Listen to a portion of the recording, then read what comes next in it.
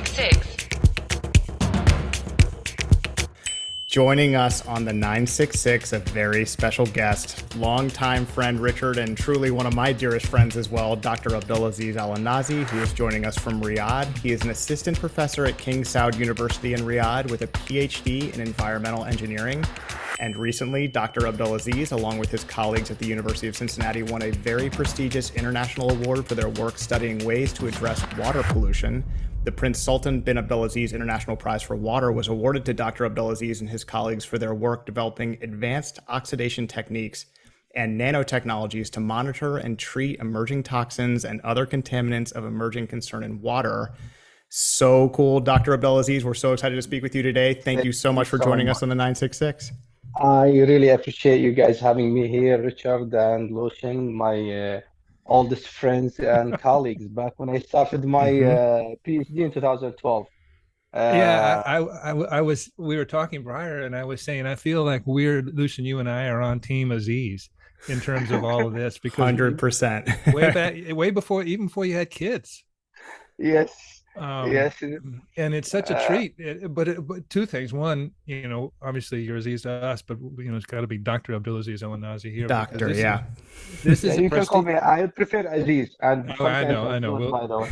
But I mean, we need to give proper respect, and I think Thank you. this award is, it really is prestigious, and I want to make a point because Lucian did reference this, but this Prince Sultan bin Abdulaziz International Prize for Water, this is the 10th year. It was launched in 2002, but I think it's important to note there's 4 specialized prizes. Yes, One for surface water, one for groundwater, one for alternative water, one for water management and protection. And then there's one prestigious, doubly prestigious prize called the Creativity Prize. yes. And your team won the Creativity Prize. Yes, the team, our team, and led by I call him great Dr. Dion in the University of Cincinnati. We were so happy to, and we actually just one more correct, like a little bit correction, Richard.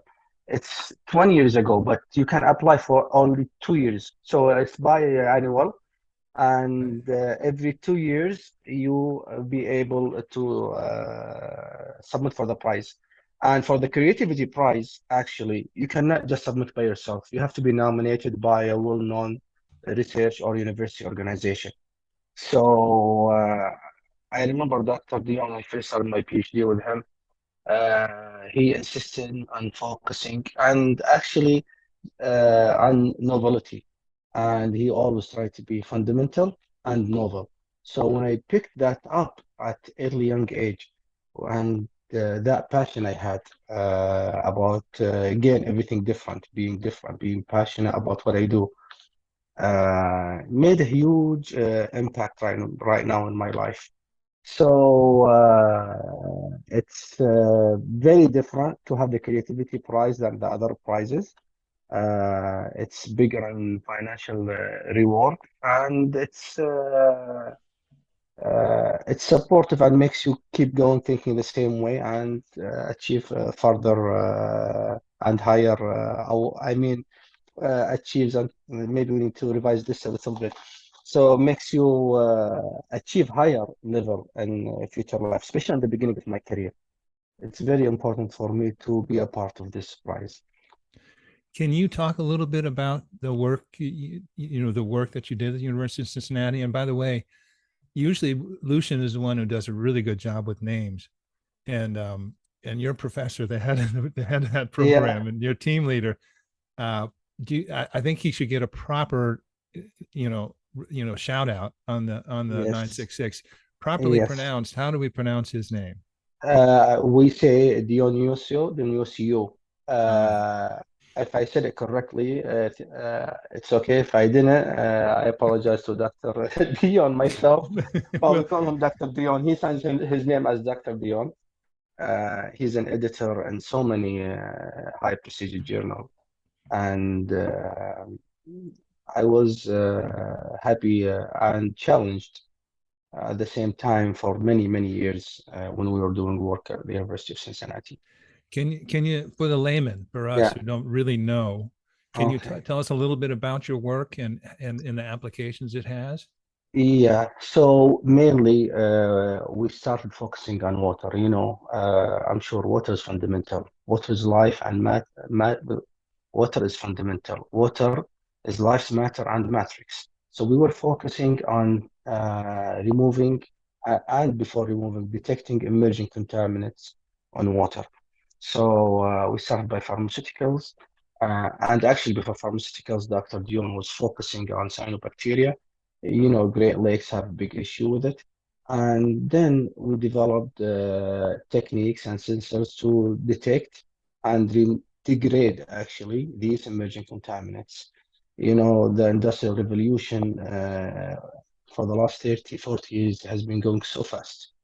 Human got the habit of just generating, making more cars, making more food, making more plastic, making more clothes.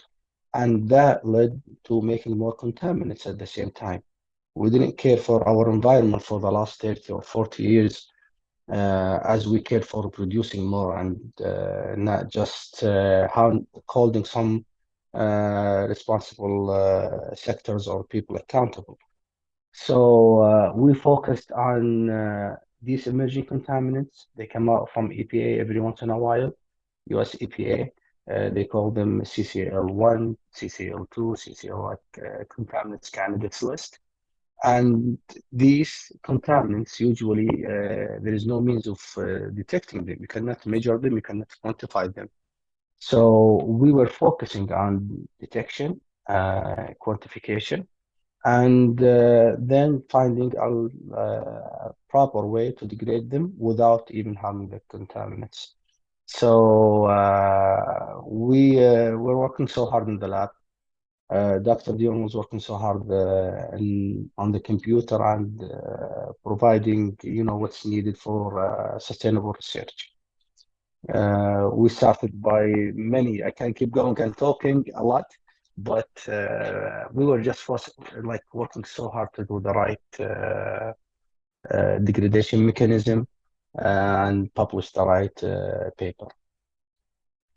Well, you know, in that article and that talks a lot about this award and the team and all the things you were working on, it did go into some depth, the blue-green algae, I was Mhm. fascinated. I didn't realize things like sunscreen end up creating contaminants, Yes. and there's a whole, I guess there's a whole, you know, Yeah. subset of things that we don't think is causing long lasting contaminants that do, cookware and flame retardant Yes. fabrics, all these things. So does your work help detect these things? So part of the group was focusing on detection and still focusing on detection mechanisms. So we create these sensors. The other part of the group, which I was part of, focusing on synthesis of, and they call it magnetic nanoparticle, and we'll go back to that in a little bit, to degrade these contaminants. Like back to sunscreen. Sunscreen, they have what's in them called UV blocker. Right. So to block the UV coming on in the sunlight and then on the skin. When the UV hits the sunscreen, it gets activated. And once it's activated, it becomes very water soluble. So there's PPSA, there's many contaminants and many, not contaminants, many UV protectors in the sunscreen. And once we take a shower or go to the swimming pool or do whatever we do in our daily life, they are very water soluble and then they end up in our drinking system. Research show that sunscreens has been detected widely in our aquatic system of influent and the effluent of water treatment plants in higher concentrations.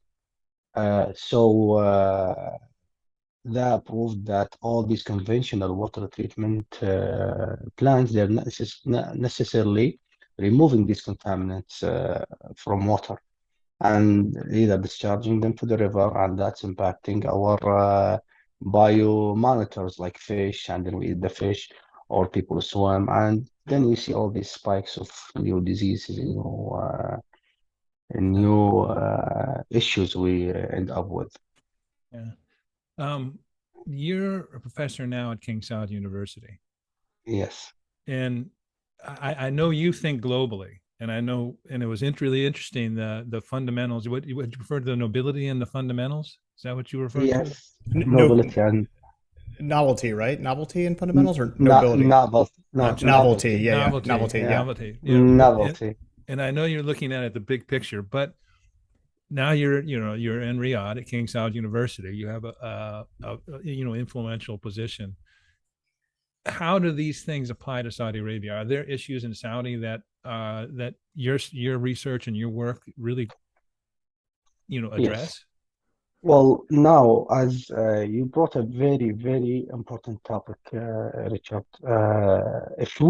If you ask me this question, or anybody else in my position right now, if you ask me this question 10 years ago, the answer would be definitely different. And now in Saudi Arabia, they focus on innovation. And His Royal Highness Prince Mohammed bin Salman just approved a new strategy of innovation, research, and development. Hmm. In 2020 and 2040, this will be 2.5% of our GDP. So, and himself, I believe he is one of the innovators we see these days. He's innovating a lot of aspects in our life. So, back to the question about innovation, and that made me thinking and believing that tradition and innovation is the Saudi equation, finally. We see it happening, and we see the global approach. Uh, His Royal Highness, and mentioned before, I think 6 months ago, that Saudi Arabia will be a role model, a global role model in supporting the environment and globally, because these environmental issues, they are not just one country issue. They're not one spot issue. They travel. So when I see the issues traveling and globally, my approach to the innovation is a little bit more advanced than what someone else in my position used to be. So yes, I'm focusing on innovation more. Uh, Patents or patents are coming every once in a while. And when I create a solution, I make sure, like PFAS, now it's detected and or monitored in the US a lot. They're creating monitoring mechanism. It's very, very early stages, but we are creating a solution here in our lab at King Saud University by developing a new nanomaterial that will be able to help to degrade and detect, degrade, and remove such contaminants. And it goes back to the global humanitarian approach that scientists here usually like to approach. Let me do a little commercial for the 966 and Saudi U.S. Trade Group. Go ahead. We did a segment in a couple episodes ago on the newly established Research Development and Innovation Agency that's going to be at CAPSARC.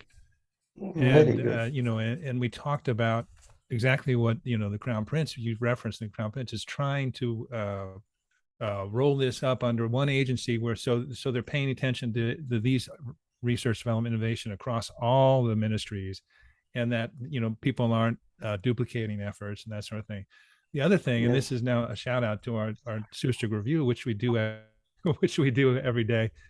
We had an interesting article today on oxygen, and it talked about its what it will focus on, and it had 7 sectors. One of them was water innovation. Not just water innovation. Exactly, and it's a term you've just used. Yes.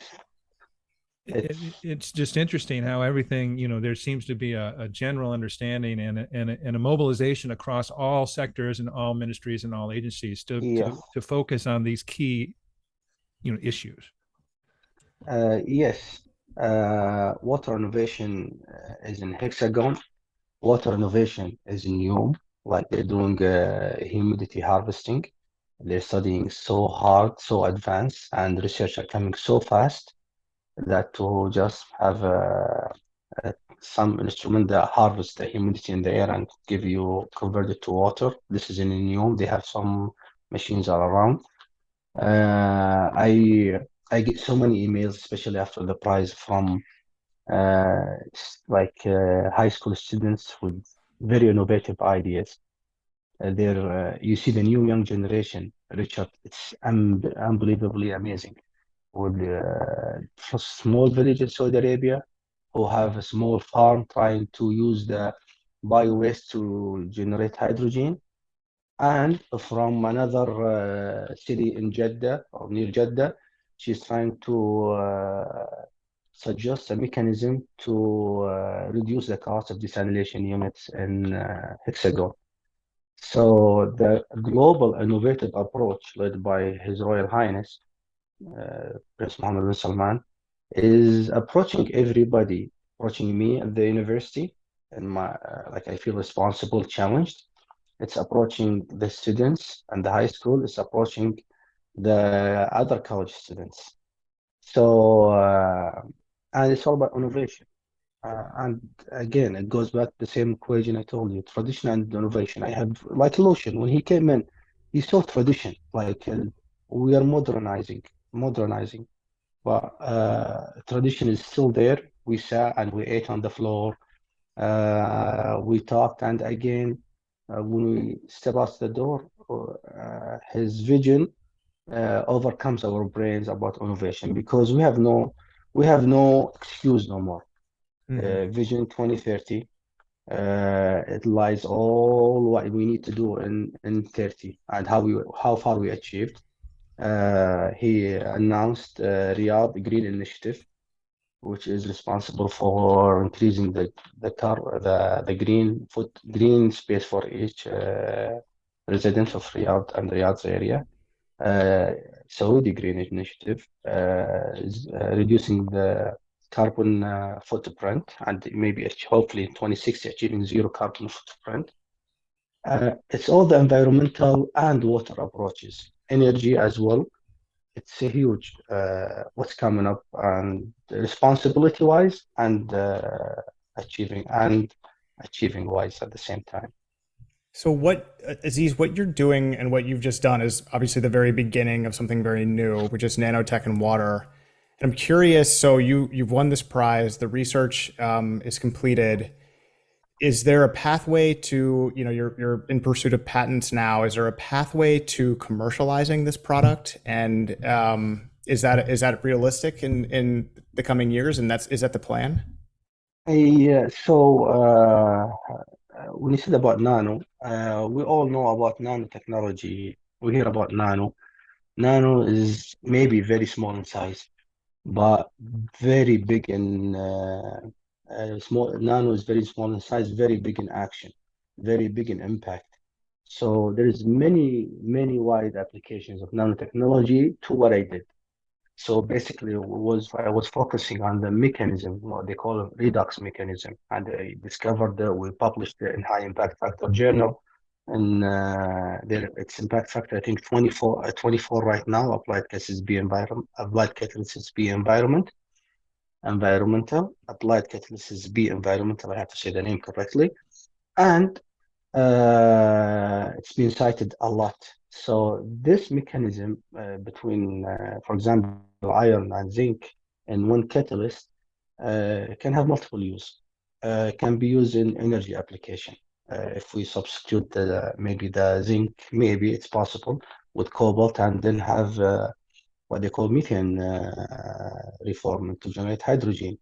There are a lot of applications you can start going on. It is closer to fundamental, but when you're closer to fundamental and novelty, you will be able to apply to provide your science and knowledge to so many other scientists who can then go farther away, one step away, closer to commercialization and commercialize commercialize their innovation and based on your patents or based on your discovery. Going back to your question, The redox mechanism on zinc ferrite nanoparticle, it has many other applications. You can coat the material on a membrane. You can modify some water treatment plants and apply the technology. It is possible commercialization, but maybe one step or two steps further down the line. And when you heard about your team winning this prize, describe to me your feeling, your reaction, what It went through your didn't sink mind? in. I was in the US and it was 2 a.m., I guess. And it And you were didn't still sink. awake. Okay. If I had, yeah, I was sleeping. But if in 2012 or 2013, I was reading and I knew about Prince Sultan International Prize of Water. I had it in my mind since then. I emailed Dr. Dion. I was like, Dr. Dion, I think we should apply because he's my advisor and I think of him as an advisor. Dr. Dion, I think we should apply for this prize. And he's like, it's too early. He saw the motivation, but he knew how big it is. He knew how big it is. Mm-hmm. And he saw the motivation and they still kept working so hard. And that goes back to passion, you know. I would say until 2 a.m. in the lab. When you start to experiment, you cannot just stop and go. You have to monitor the experiment, you synthesize your material. And what made it more challenging for me that most of the scientists in our lab were focusing on photocatalysis. Some catalysis uses a source of light to be activated and then excitation and then works as a catalyst in your reaction to remove emerging contaminants or to other kind of other reactions. I was focusing on the energy aspect. So I said UV consume a lot of electricity. Okay, electricity it's not clean electricity yet in many places in the world. It's not source of solar panel. It's not a source of wind. It's just electricity. So I said, if I'm working on an environmental aspect, my catalyst, my material has to work alone. So I focused on this redox mechanism that the new catalysts work on dark. They call it dark reaction right now. So you don't have to provide light, you don't have to provide anything, very reliable, and it's reusable. So you can use a magnet, it's a magnetic nanoparticle that works on the redox mechanism. You collect your magnet, use your magnet, and collect the magnetic nanoparticle from your reaction medium again. So it was maybe 7 years of hard working, frustrating. Many people are saying you're going the right direction, but again, going back to the books, fundamentals was very helpful for me to achieve. And when I heard the prize, everything flashed back in my brain since 2012 and 2013. It's interesting. You mentioned, you referenced these young kids who are really excited and have new ideas. You referenced the Crown Prince's basically call to the people. We have this challenge. This is a roadmap. What you said, we have no excuses. We have to go do it now. One of the big aspects that the Crown Prince and Vision 2030 is trying to promote is more local R&D, more local research and development. So you're coming from the University of Cincinnati, which has a good reputation, clearly with Dr. Dion and that department, and is a highly intensive research, and gave you all the tools you needed. Can you do the same in Saudi Arabia? Are you going to try and do this in Saudi Arabia? What are your resources in Saudi Arabia in terms of research and development? Very, very, very good question. We had a lot of resources at Cincinnati. And when I came, I had this in my mind. So when we talk about resources, we focus on two resources in research and development field, especially when we're closer to the academia, university level. Instrumentation, availability of instrumentation, and manpower. And now you directed me to my other point that I love talking about, Richard. I'm very happy. So instrumentation, King Saud University, and when we talk about King Saud University, We talk about a lot of aspects.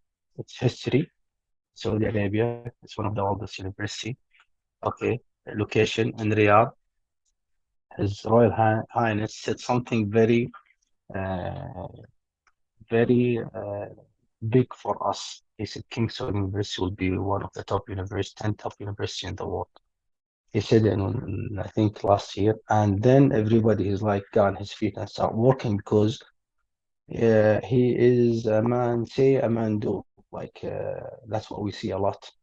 Everything he said so far, we see results on in our own eyes on the streets, on offices. We see that. So he said King Saud University will be one of the top 10 universities, or will be. There's no doubt about it. Back to the research, we need instrumentation. So we have a lot. We already have so many instruments in our labs. In King Saud University College of Engineering, College of Science. We have a nano center. So it's equipped with all the instrumentations we need. The previous challenges back then we had here is the human capital resources. Mm-hmm. After the King's scholarship program, they came to the US, they studied, and that shows how deep collaboration between the two countries on the scientific side. Very, very deep, educating. And these young fellows, some of them came with bachelors, masters. Some of them saw their family members came with a higher degree. So they started going to master's level. And we have more master students right now at University, King Saud University, KSU. More motivation. I teach nanomaterial synthesis. It's a course in graduate level. And these are two topics at the same time. And I have 9 students. They are ladies. They are very, very, very smart. Everybody has very innovative idea to talk about and to synthesize and to produce to the innovative work. I teach, the class is 1 hour and 10 minutes. Sometimes I keep going an hour and a half. And every other girl has a question. They are passionate. She's like, I have a question. And when I answer the question, she's like, okay, doctor, I'm wondering why. Then you keep talking and the class keep going. This goes to passion. They're passionate about what they're doing. And His Royal Highness unleashed their power. So the human capital in Saudi Arabia, now they're bigger, they're stronger.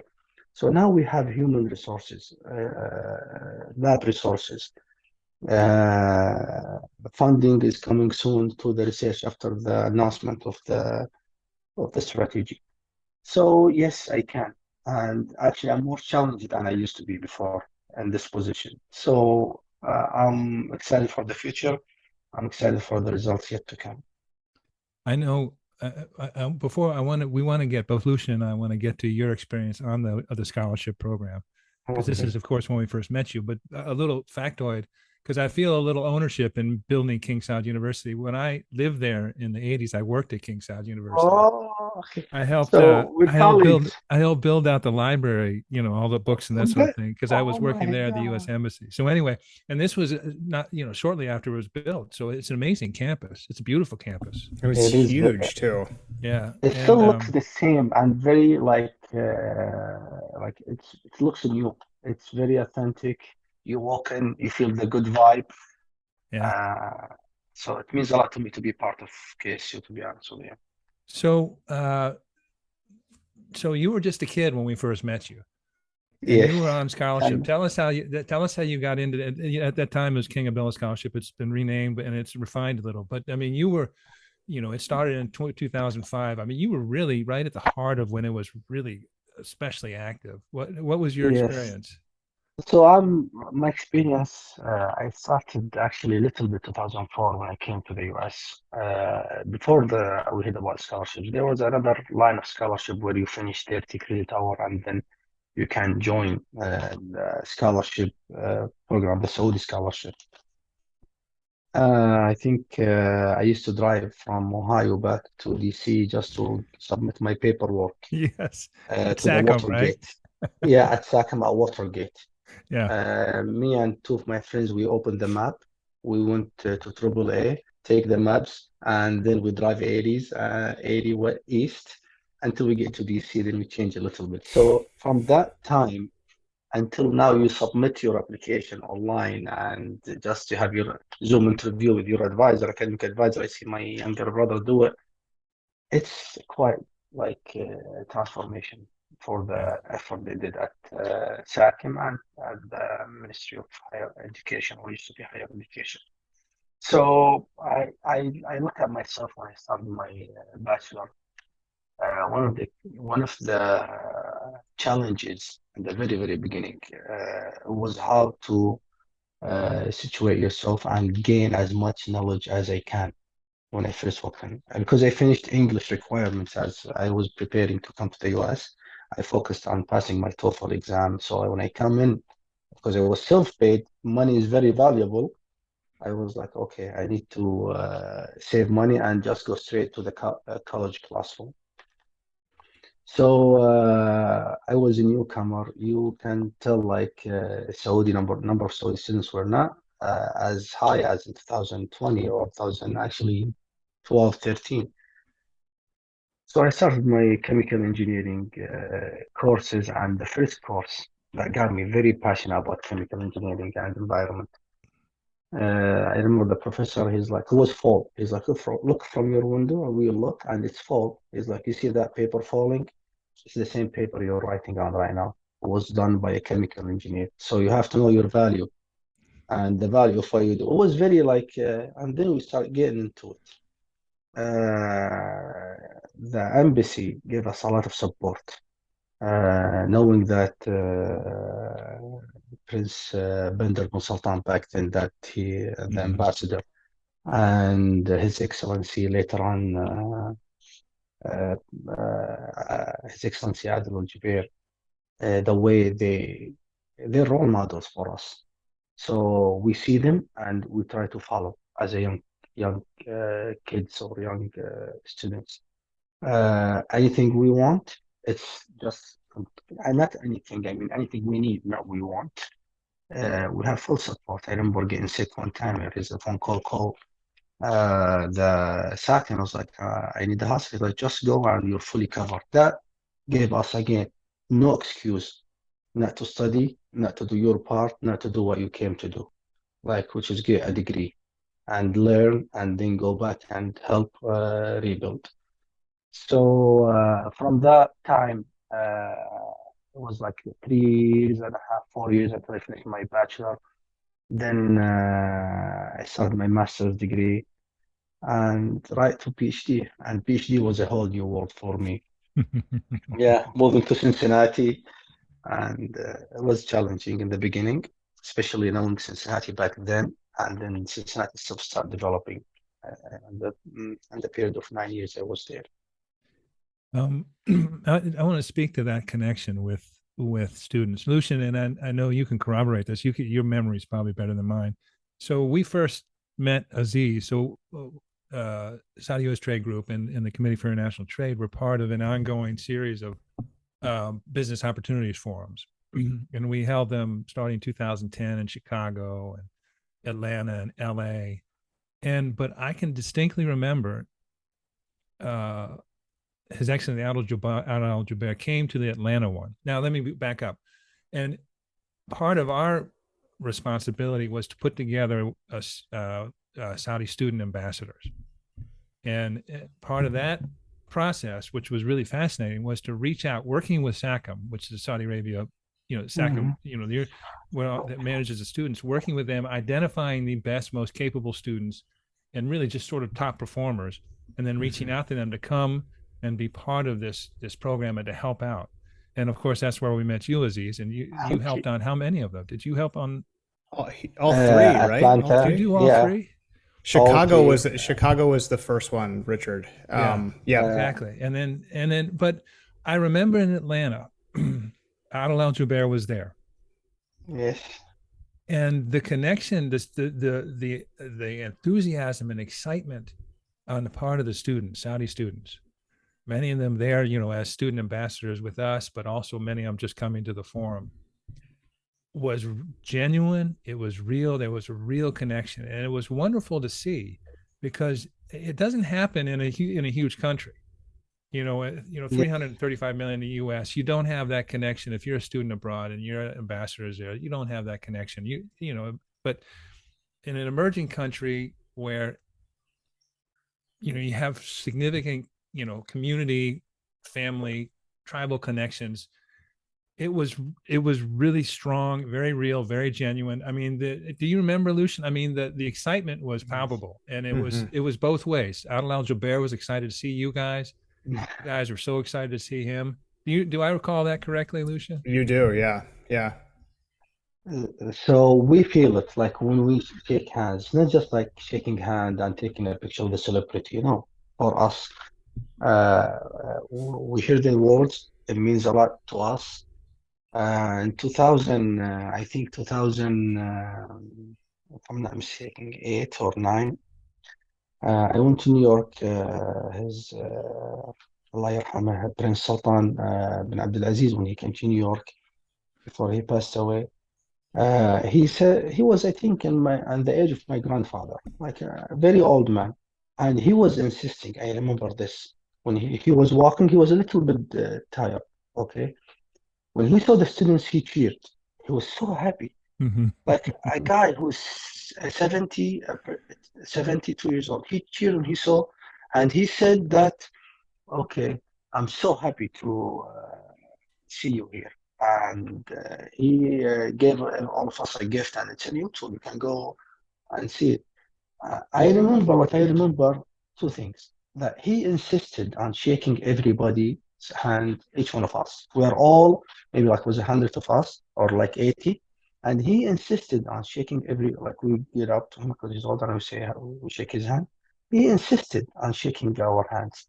Like he would say, and I remember our beloved King Salman right now. He was saying that, okay, you can relax, and he said, no, I have to say salam to every one of them. Until we did all that. So feeling that make us very connected to our royal family. Seeing what they do make us very responsible. Knowing what promise will be delivered, inshallah, make us very excited to keep working harder and harder. It's beautiful, and really. That's from the student. Yeah, it's beautiful. And again, every time, and it happening more and more, because international rankings of universities and that sort of thing, Saudi Arabia is placing more universities and colleges in these rankings at higher levels, but also at international contests, scientific, mathematical, whatever. Yes. Every time, a Saudi does well, it's so celebrated. It's in the Arab News, Saudi Gazette, Al Arabiya, Sharq Al Asad. I mean, it's just everywhere, and it's celebrated. I mean, there's really great pride in how from their perspective, our kids do abroad. Yes. I appreciate your perspective. It's real. You see everybody, like my WhatsApp after the prize, people I know, people I don't know, congratulating me and telling me that you made us proud. When you're in early career and it's Prince Sultan International Prize of Water, you see the names applying for the prize. You see people who won it from Berkeley, like very distinguished people from University of Berkeley, University Yale University, so many other very strong university, and then you place among them with Dr. Dion. It's very, very honorable. Dr. Kirk, when talking about our material and the prize, Dr. Kirk in EPA, when I first took him my paper, before we published it, he's like, this is amazing. And he took the findings and the material actually synthesized to a lab in Chicago, managed by the Department of Energy. And that again shows the collaboration, the scientific collaboration between the two countries. And they did excellent analysis, and they included the finding in the paper. And he wrote to me, he's like, this material will be very important in removing PFAS material, which I suggested to him, but he emphasized that part, and it meant a lot to me from Dr. Kirk, which I have a shout out for him from the 966 show right now. Just so good. Dr. Abdulaziz, thank you so much for joining us on the 966. It has been so good to see you and so cool to see your accomplishment. It was blowing up my LinkedIn feed, and I said, Dr. Abdulaziz, no way, that's him. We know Nanotech him. We guy. know him. Yeah. We know a celebrity. Thank you so much for joining us, sir. It is my pleasure.